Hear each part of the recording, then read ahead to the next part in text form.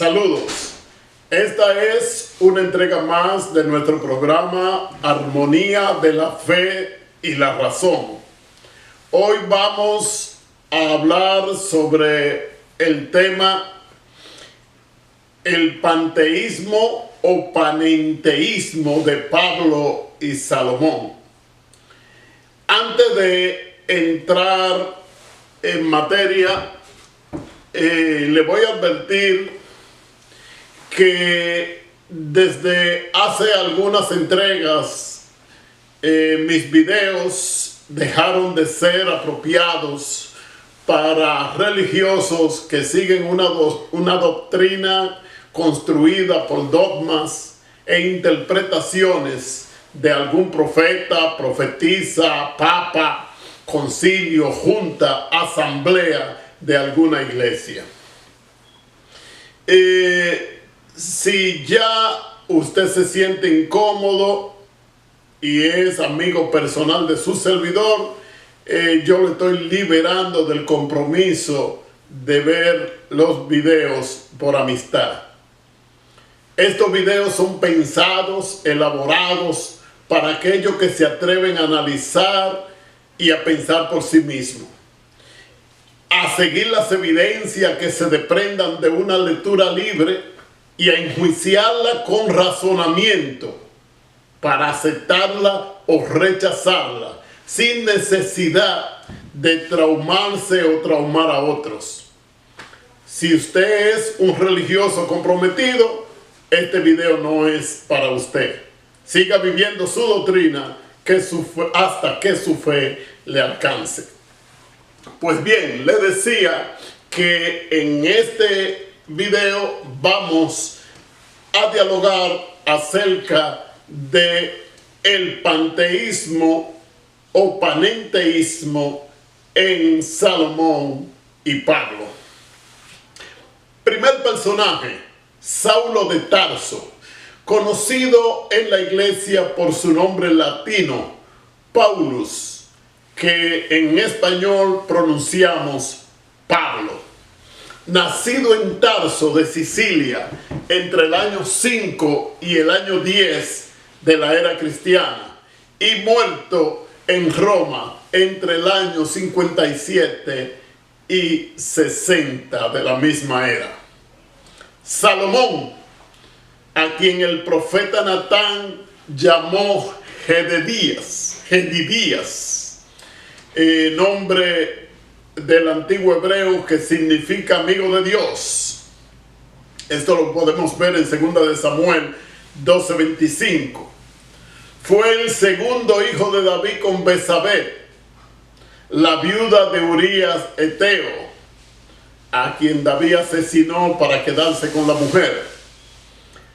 Fue Salomón el tercer rey de Israel, cuyo gobierno fue fuerte, llegando a lo tiránico, abusivo en los tributos.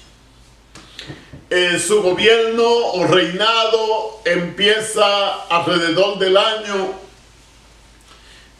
970 y alcanza hasta el año 931 AC, o sea, unos 40 años. Había nacido alrededor del año 990 AC. Conocido por su sabiduría, su fama de sabio es proverbial entre estudiosos de la Biblia o inclusive entre legos de temas espirituales. Actualmente hay quienes le atribuyen sabidurías espirituales que tienen que ver muchos con el exorcismo, la magia negra, etc. Por ahí hay algunos que dicen que existen, yo no lo he leído, el libro de la magia de Salomón. Yo no lo he leído, le digo, y no sé si en realidad existe, pero tiene fama de que era exorcista. Y algunos, cuando Jesús habla de Salomón, yo creo que erróneamente, cuando Jesús dice que ni Salomón se vistió como los lirios del campo, ellos quieren decir que Jesús estaba comparando o haciendo una conexión con Salomón como exorcista de espíritus inmundos. Yo no veo la relación en realidad.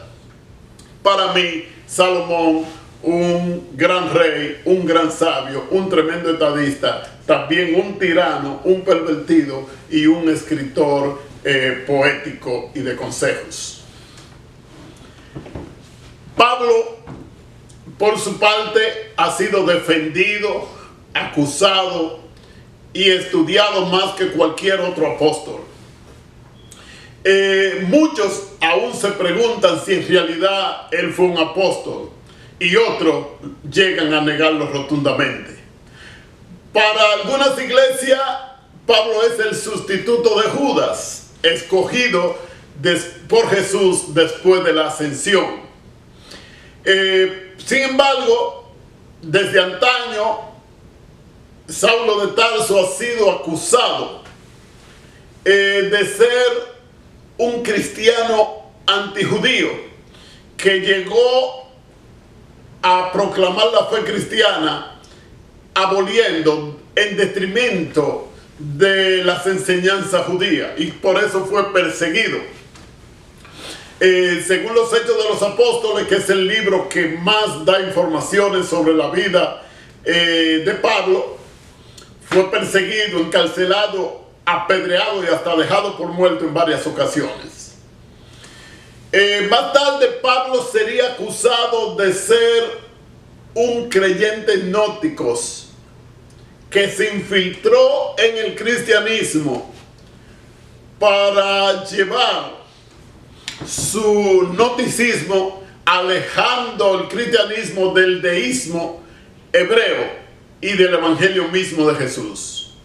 Hoy en día aún hay quienes dicen que Pablo fue y siguió siendo un dirigente judío, un rabino muy devoto que se infiltró en la iglesia cristiana para llevar el judaísmo, hizo una conexión entre el judaísmo y el cristianismo para que el judaísmo, cabalgando sobre el cristianismo, llegara a ser universal. Esta gente dice que el judaísmo había estado encerrado en Judea, con excepción de algunos prosélitos y sinagogas que los mismos judíos residentes en otros países asistían, no tenía representación sino en Jerusalén. Hoy en día el judaísmo es tan conocido como el cristianismo, puesto que no hay Nuevo Testamento sin Antiguo Testamento. No hay un Dios del Nuevo Testamento según las creencias cristianas actuales sin un Dios del Viejo Testamento, o sea, Moisés y Jesús adorando al mismo Dios. Hoy quiero yo traer una acusación más sobre Pablo, y esta acusación también le llega a Salomón, que tiene sus acusaciones de perversiones, para alguna persona inclusive de homosexualidad, cosa que la Biblia no señala. ¿Qué acusación quiero yo traer sobre estos dos prominentes personajes antiguos? Una acusación que a mi entender los eleva en vez de rebajarlo. Para mí, tanto Pablo como Salomón eran panteístas según el concepto que conocemos hoy día. El panteísmo, vamos a aclarar, es la creencia que Dios es la naturaleza o la naturaleza es Dios. Para un cristiano esto es escandaloso. Recuerden que los cristianos, desde la fundación de la iglesia como institución universal, desde que se aliaron con Roma, comenzaron a perseguir, comenzaron a darle nombre a sus desafectos. Los que no creyeron en la Trinidad, como el Dios único, el Dios Padre era defendido por Arrio, le llamaron arriano. Y con los siglos, ser llamado arriano era algo afrentoso, vergonzoso. Cualquier creencia fuera del cristianismo habitual era herético, o herética, perdón. Por lo tanto, eran herejes cualquiera que creyeran en otra cosa. Yo recuerdo en mi niñez, si usted comía carne un miércoles de ceniza o un día de la Semana Santa, usted es un hereje. Y decir hereje era ofensivo, pero lo fue en cierto tiempo ofensivo que le dijeran judío, porque los judíos mataron a Cristo. Los cristianos crecieron, nacieron, crecieron y se han desarrollado etimizando nombres ofensivos o que le han dado el sentido ofensivo a través del tiempo. Por ejemplo, hoy en día otros grupos han copiado del cristianismo eso. Si a usted no le gusta la vida homosexual, usted es un homófobo. Ya lo estigmatizan, ya usted es un bicho raro. Si usted no es abierto a las corrientes migratorias, usted es un ultranacionalista. Llegan a desnaturalizar el sentido real de la palabra para ofender a un grupo que esté en desacuerdo con sus ideas. Acusado de panteísmo, la Iglesia Adventista del Séptimo Día defraternizó o desafilió a uno de sus más prominentes miembros de toda su historia, el Dr. Kellogg.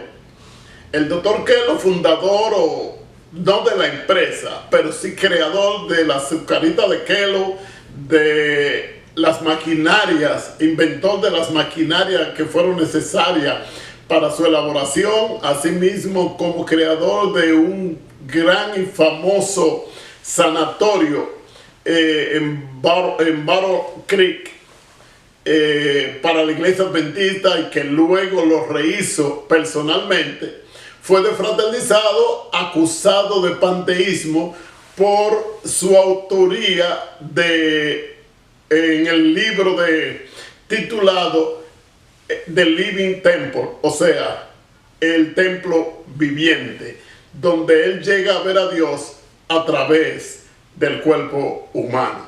Sin embargo, vamos a ver más adelante lo que dice Pablo. Como le decía, esta acusación alcanza a Pablo y alcanza a Salomón. Solo queda para mí una pequeñísima duda. Yo me quedo con el panteísmo, pero pudiera ser, yo no lo conozco todo, yo no lo sé todo, yo tengo mis límites que son grandísimos. Quisiera cada día poder irlo achicando, pero siguen siendo grandes mis límites. Mis limitaciones son enormes. Pablo y Salomón pudieran ser también panenteístas. ¿Qué es el panenteísmo? El panenteísmo es parecido al panteísmo, solamente que en el panteísmo Dios es la naturaleza, mientras que en el panenteísmo Dios se expresa en la naturaleza forma parte de Dios, pero Dios trasciende a la naturaleza. O sea, la naturaleza es parte de Dios, pero no es Dios.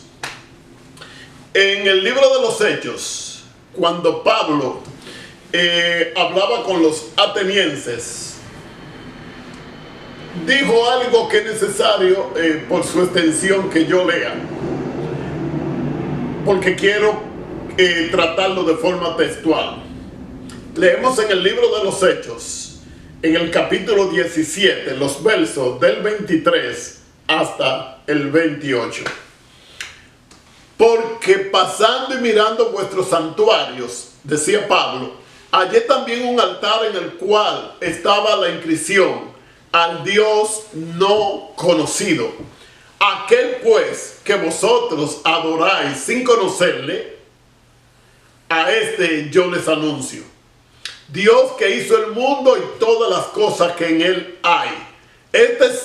Este, siendo Señor del cielo y de la tierra, no habita en templos hechos de manos, ni es honrado por manos de hombre, como si necesitase algo. Dios no necesita nada, o sea, por eso a veces decimos, ¿por qué pedir diezmo? ¿Por qué ofrenda para Dios si Dios no necesita nada? Pues Él a todos da vida y aliento y todas las cosas. Y de una sangre, oiga, de una sola sangre ha hecho el linaje de todos los hombres, para que habiten sobre la faz de la tierra. Y le ha prefijado el orden de los tiempos y los términos de su habitación, para que busquen al Señor, si en alguna manera palpando le hallen. Pablo dice que Dios lo llena todo, que ha creado a los hombres de una sola sangre y que lo ha fijado en un tiempo y en un espacio para que ellos busquen a Dios si lo pueden encontrar palpando, algo significativo. Si bien no está lejos de cada uno de nosotros, Pablo dice que no está lejos. Esos que creen que Dios está en algún planeta intergaláctico, sentado en un trono, con una barba blanca, rodeado de ángeles con la cabeza hacia abajo y mirando a ver a quién le manda un rayo, no sé en qué piensan, porque Dios no está lejos. A Dios lo podemos hallar palpando. Porque en Él vivimos y llegamos al clímax de su expresión. En Dios vivimos y nos movemos y en Dios somos o existimos. Esas tres aseveraciones, en Dios vivimos, en Dios nos movemos y en Dios existimos. Como también algunos de vuestros poetas han dicho, porque también nosotros, linajes suyos, somos. Está diciendo Pablo que nosotros vivimos en Dios, nos movemos en Dios, existimos en Dios y que somos su linaje, somos de la sangre de Dios. En los citados versos, Pablo cita al creador de todo y al mismo tiempo nos dice que somos linaje de él. Linaje, se ha dicho descendencia, de la misma sangre. Pablo además nos dice que es donde llega al panteísmo o al panenteísmo que este tema quiere apuntalar, que en él vivimos, nos movemos y existimos. ¿Usted dónde vive? Usted vive en la naturaleza, usted se mueve en la naturaleza y usted existe en la naturaleza. Estos versos no dejan lugar a duda. Al parecer, alguien ha dicho otras cosas. Un Dios trino que conforma una trinidad de tres personas, que son tres gentes que piensan lo mismo y están de acuerdo. Alguien lo inventó. De hecho, el único verso, se lo he dicho 1 y 1000 veces, que existe para corroborar esto, fue inventado.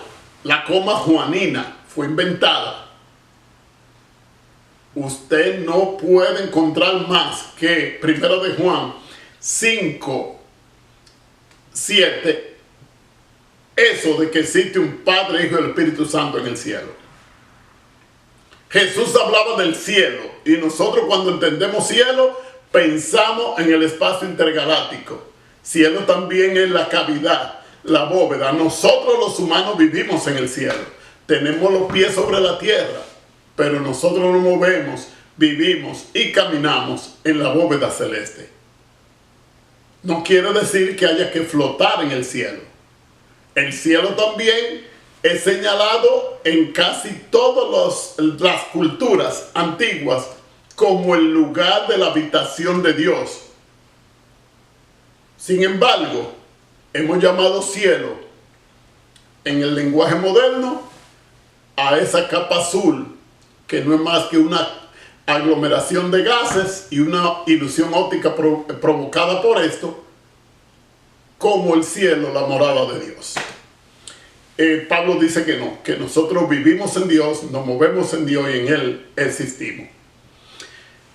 En cuanto a la aserción o afirmación de que somos linaje suyo, Jesús la precorroboraba al citar a Salmo en Salmo 82:6, donde dice que nosotros somos dioses. Jesús lo corrobora en Juan 10:34. El Dios de aquí se presenta no como una persona celosa, insegura, que se arrepiente de algo que dijo que era bueno. El Dios de aquí es el Dios que crea todo de sí mismo, por lo tanto, todo lo que tiene vida es parte de Él y Él lo ama y lo cuida. Y todo lo que se marchita, todo lo que se muere, muere por nuestras propias decisiones y elecciones, no porque Dios lo mata.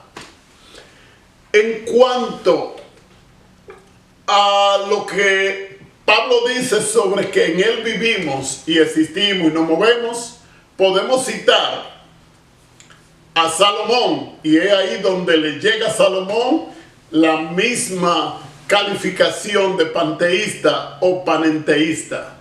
En Primera de Reyes 8:27, Salomón, en la dedicación del templo, dio un pequeño discurso, y quiero leer parte de él de forma textual.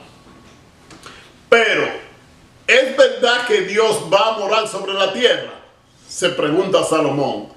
He aquí que el cielo y el cielo de los cielos no le pueden contener, cuanto menos esta casa que yo he edificado. Evidentemente, Salomón habla del universo, que está en crecimiento, que nada lo puede contener. O sea, que Dios es todo lo que existe. Él lo llena todo. Está en constante crecimiento. Este concepto de Dios es más cercano a las afirmaciones de Jesús, de Juan y de Pablo en diferentes citas bíblicas, de que, vamos a decirlo con la palabra de Pablo, de que a Dios nadie ha visto ni verá jamás. Eso lo tenemos en Juan 1:18, primera de Juan 4:12, Juan 6:46, primera Timoteo 6:16. Esas 4 citas nos dicen: a Dios nadie ha visto. A Dios nadie ha visto. Por lo tanto, esas personificaciones con que luchó Moisés, con que luchó Jacob, de quien tomó dictado Moisés, quien comió con Abraham, son representaciones de Dios que llegaron incluso a ser hombres representando a Dios y que hablaron en su nombre como si fueran Dios. Pero Dios es invisible, mora en la luz inaccesible. En Salmo encontramos un verso que nos dice que donde quiera que vayamos, encontramos a Dios. En lo profundo del mar, en la altura de la montaña, donde quiera que vayamos, ahí estás tú, dice el salmista. ¿Qué Dios es este? Es el Dios que lo llena todo. Así sí se ajusta bien a su característica divina de omnipresencia. Está en todo lugar porque Él es todo lo que existe.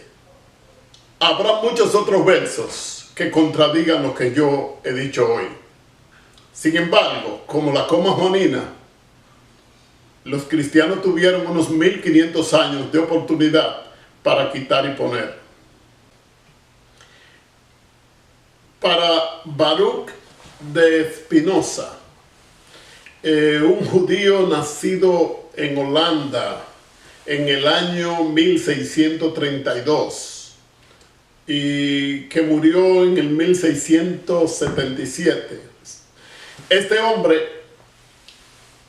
de ascendencia judía, como ya dije, y que fue desfraternizado por la comunidad judía y obligado a abandonar la ciudad por sus creencias, nos presenta a un Dios mediante un panteísmo filosófico. Es un hombre que rescata el panteísmo de meramente ser una forma de adoración antigua a una filosofía.